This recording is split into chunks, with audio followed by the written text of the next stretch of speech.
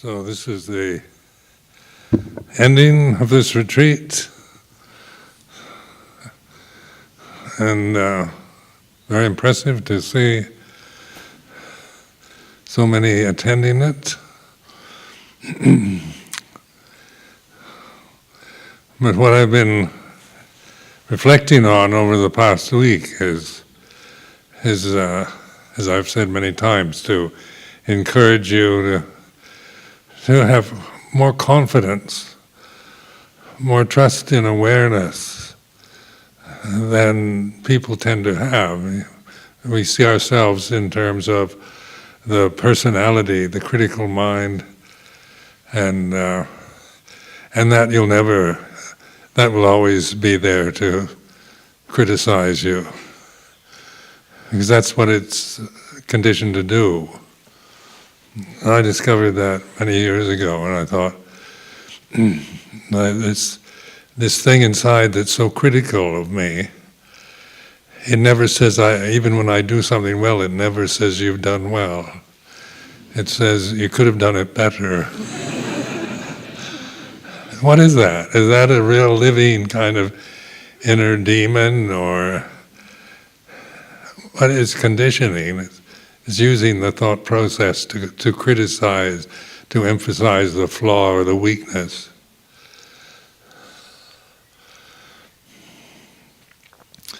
And that's what we do when we're perfectionists or idealists, and we create images of how things should be. And then when things can't live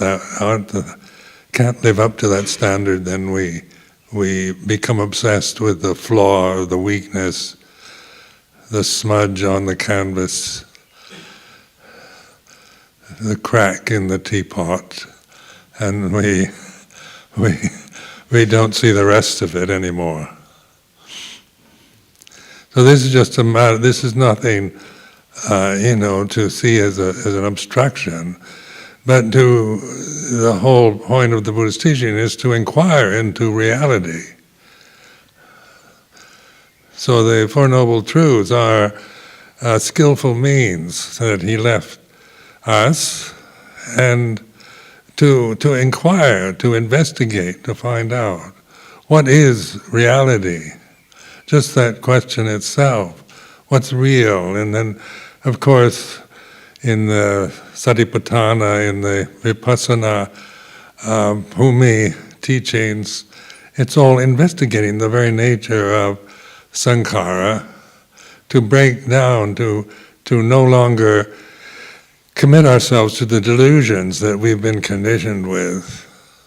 So it is, it's something that is quite brilliant in the simplicity of the teaching. And the more you practice it, the more you appreciate it.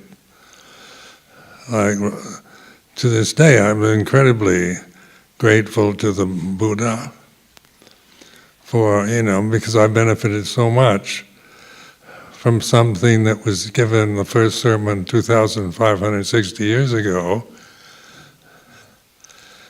and yet still it works. It's still a teaching that is of value to all of us in our lives, whether we're monks, nuns, lay people, rich or poor.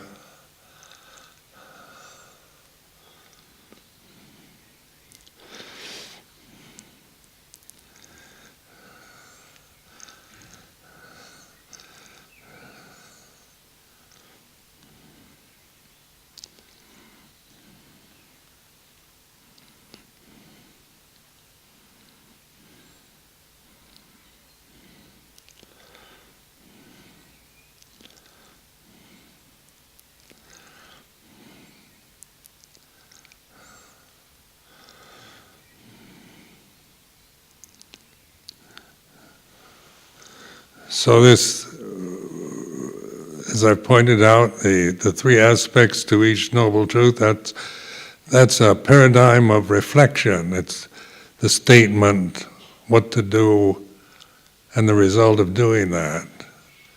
And that isn't intellectual. It's not It's not defining or rationalizing or explaining, but Bhatipata is to understand. We think understanding comes through thinking about it, but understanding in this sense is not thinking about it or trying to understand it through concepts, through more words, but through acknowledging it. Suffering has been understood, the third aspect, the insight into the first two. Now this also, you go back to your daily lives, and questions at the end of retreats are always, how do we meditate when we're not in retreat mode or at a monastery? That's another question that we create. Is meditation dependent upon special conditions? Some forms of meditation are dependent. We have to seek solitude and silence and get away from the pressures of family life and social situations, and to get tranquility, for refinement of conscious experience. Refined sankharas, because the ordinary sankharas are like they're ordinary, and a lot of them are very coarse. And because sankharas have quality of being coarse or refined, so we try to refine the environment, which is recommended and encouraged. But it's not. But any environment is still a place of mindfulness and wisdom, whether it's on a mountaintop or in a forest or in the city.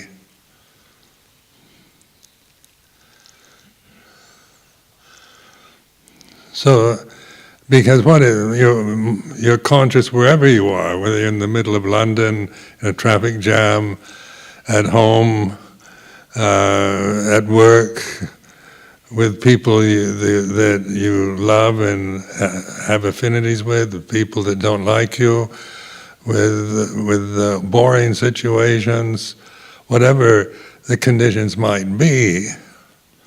There's consciousness. You're always conscious. There's always that. And then you have reactions, emotional reactions to situations, to the conditions that you're experiencing. But sati sampajanya allows us to be aware of that reaction. It isn't that you don't have reactions anymore, but you're no longer deceived by them, by love or hate, by like or dislike, by attraction or aversion. So that knowing, this consciousness is knowing, it's wisdom, discerning. And then we can deal with the problems of old age, sickness, death, loss, grief, sorrow, despair, and anguish, the emotions that human beings experience in their lives.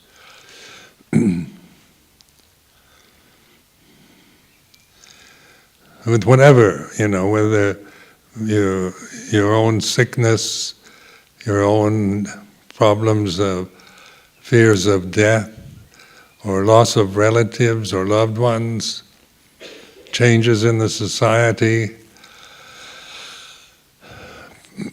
predictions of a future that is full of suffering and misery. We hear that. The climate changing, the glaciers are melting. What are the polar bears going to do?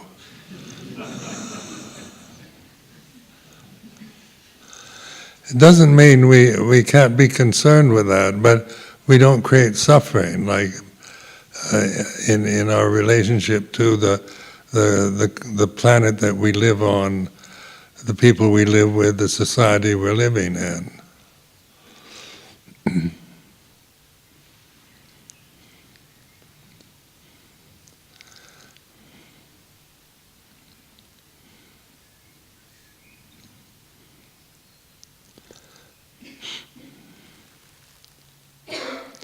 So this retreat is, must say, very impressive to see so many attending, and it's been a privilege to share what I've learned over the years as a bhikkhu. And this is what, because my life as a Buddhist monk has been supported by all of you, providing the necessities, the four requisites, and this is what carries the teaching of the Lord Buddha from one generation to the next. There must have been many enlightened beings who saw Dhamma awaken to reality, who never, who nobody knows or remembers. But Buddhism is still a vital force in the world, and it's remembered as even, revived. In many cases, it has its peaks. It's kind of great influence and success, and then it is persecuted and disappears in many parts of the world. But it always, because it is based on reality, not on particular cultural attitudes of a certain age or a certain time, then it relates to all of us in modern daily life in England. It isn't asking to adopt an exotic belief system from India. It's about suffering, the causes of it, the cessation of it, the realization how to live within the human limitation, the human form, without creating suffering. So even, one still gets old, gets sick and dies. This is just a natural process of a human form, of these bodies are supposed to get old. That's what they're doing, and then they get sick. Then they die. So this is nothing to be frightened of, because our refuge is in the amatta Dhamma, the deathless, rather than in the death-bound conditions of a physical form or an ideal or just the changing belief systems that can manifest in our minds during our lifetime.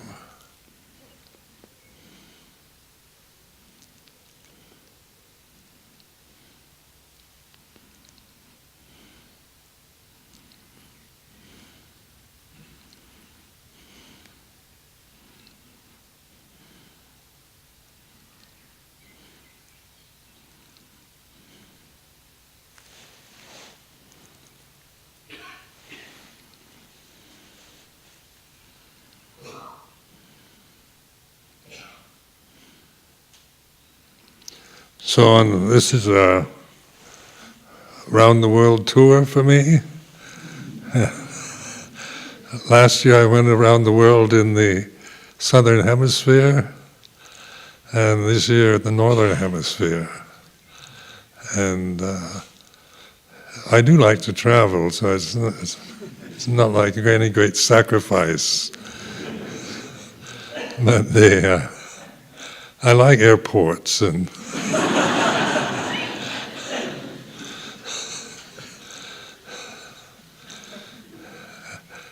then you always go where you're invited. So we flew from Bangkok to Rome, and there was Ajahn Chandapalo, Ajahn Preacha, and many people I know waiting at the airport, and greeting us. So it's always, this sense of coming and being greeted, and then there's the experience of leaving and separating. I used to make a practice of this when I lived here at Amaravati, because I was always going places, leaving and coming back. So just taking something like meeting is like this, meeting those you like and that like you is like this. So you can be aware, it's a pleasant feeling, is like this. So that's being mindful, not being indulgent. Just being aware of the conditions for happiness, for happy feeling are present, and it feels like this. That's satipanya. And then the departure,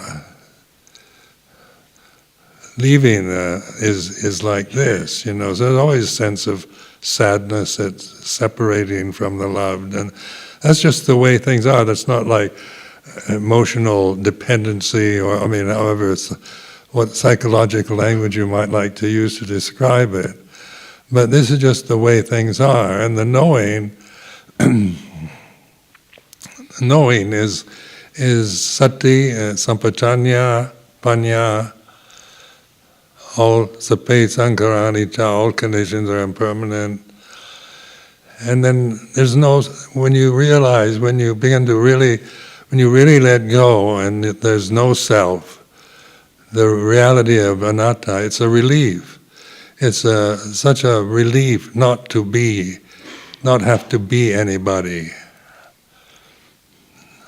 not have to see myself always in terms of right and wrong, good or bad, or somebody senior or junior, important or unimportant, or loved or not liked. Because the personality is based on that kind of conditioning. So no self is not something like you become a zombie or kind of totally indifferent. So you arrive and Ajahn Sumedho meets me at Gatwick, and I don't feel anything.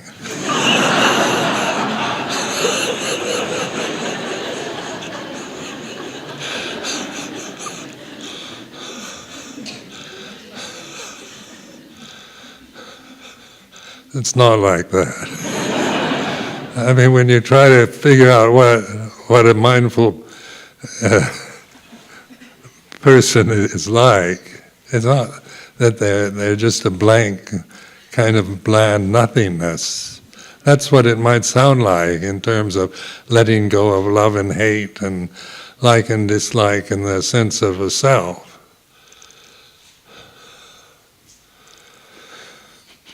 But the reality of now, at this very moment, is consciousness.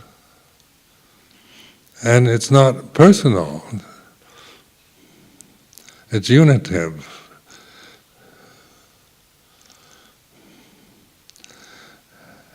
And then the sankharas are always, when we cling to sankharas, then we always create this sense of separation, of self.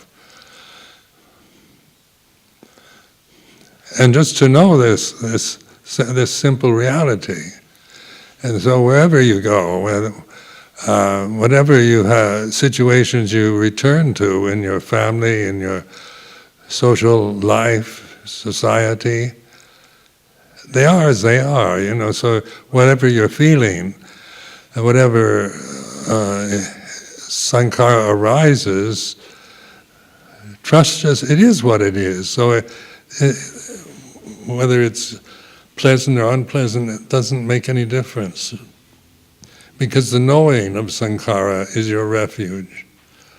Being wisdom itself, being consciousness, without claiming it, without grasping the idea of it.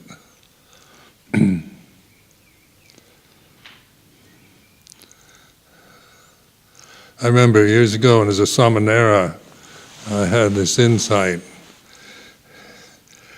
and I couldn't figure out. I was stumped by what is it that knows? Because there's some kind of subjective reality that's going on that can observe sankhara. That must be me. And so that trying to figure that one out, you go around into. I had this kind of very brief flash of reality, of truth hit me, in which I realized it was here and now. But in order to be here and now, I had to let go of trying to figure out who the subject is. But I was so involved in figuring it out that I had the flash and the insight, but it was just very brief. But it was a beginning to the following year I met Luang Por in Ubon. And of course, as I've mentioned before, the Puto mantra kind of helped me to realize that this is what Buddha really means, awakened attention. If you claim to be Buddha, that's Sakkaya Ditthi. Such as claiming you're not the Buddha is Sakkaya Ditthi. So whatever you do, you can't win on that level.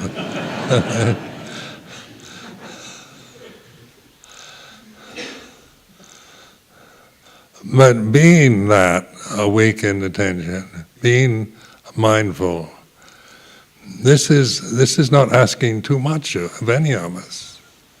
It's not a command or a demand of any sort, but an encouragement to trust, to be more patient with yourself, rather than being impatient if you have a very active mind, or you're full of doubts or negative feelings.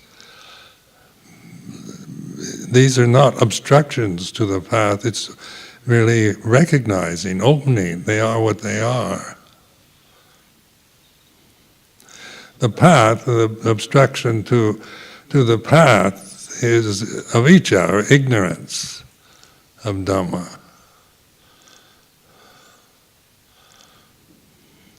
So avijja, as soon as we operate from the self-view, from the me and mine, then it's avijja. So in paticca samuppada, when you operate from avijja bhajya sankhara, the beginning one, you start with I must meditate. Already you're starting from ignorance.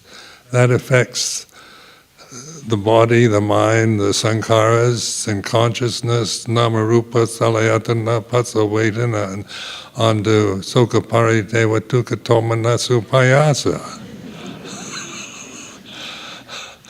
So ignorance is the cause. Avijja is the cause. So this is why this encouragement to not trust, that don't believe what your ego tells you are, or where you are, or what you should be or shouldn't be. Sometimes it's good, I should be, keep the rules, I should be patient, I should be compassionate. These are all true.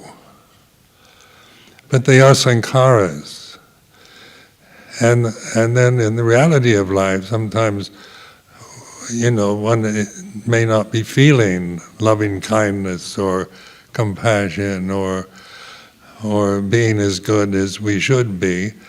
And so we create, we grasp that, we create a sense of I'm not very good, or I'm no good. But the knowing of both those extremes, knowing sankhara is sankhara, because it's sape sankharani cha, all conditions, that includes everything. And then the question, is consciousness sankhara?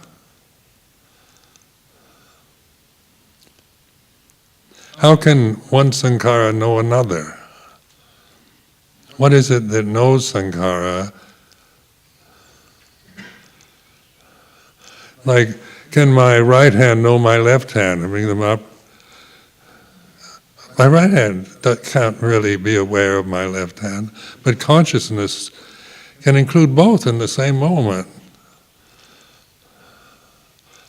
There's consciousness, awareness, there's right hand, left hand, at the same moment, here and now. But if I'm asking my right hand to be conscious of my left hand, I can't do that. So that's where in the five khandhas, vijnana is a sankhara because it's about sensory conscious experience, going out through senses, seeking objects through sight, sound, smell, taste, touch, thought. That is impermanent. But consciousness itself, the citta, amata Dhamma, the reality, isn't a sankhara. So it's through trusting this awareness, that's the gate that accesses, that gives us this perspective. Because you can't get any perspective about sankhara. You can agree that all conditions are impermanent on an intellectual level, because it's a reasonable thing to say, and we can agree with the Buddha's teaching through the thinking process. But the Buddha was encouraged, and Luang Por was always emphasizing bhatibhata. When I was learning Thai, you're sitting listening to Luang Por giving Dhamma desanas, and you hear the word bhatibhata, bhatibhat. In Thai, they just call it bhatibhat, and he's saying this: Wat Bapong, Wat Nong Bapong is Wat Bhatibhat is a place for practice, and you hear this word bhatibhat, it kind of sticks in you. It's one of the first words I learned. And he was emphasizing the practice because in Thailand, sometimes because it's so part of a tradition, the practice is ignored. And Luang Por was very much one who was trying to bring attention, educate, encourage the Thai people to realize it's not just custom ceremonies and just reading or listening to monks or giving Dhamma talks, but it's available to all of us. The practice isn't asking you don't have to go to Walmart and buy special equipment. It's completely free all the time.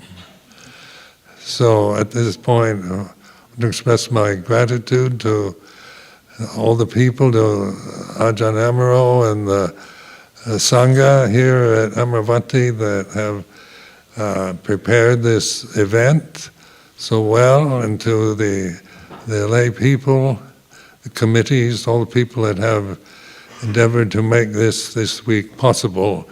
I'm very grateful, very appreciative.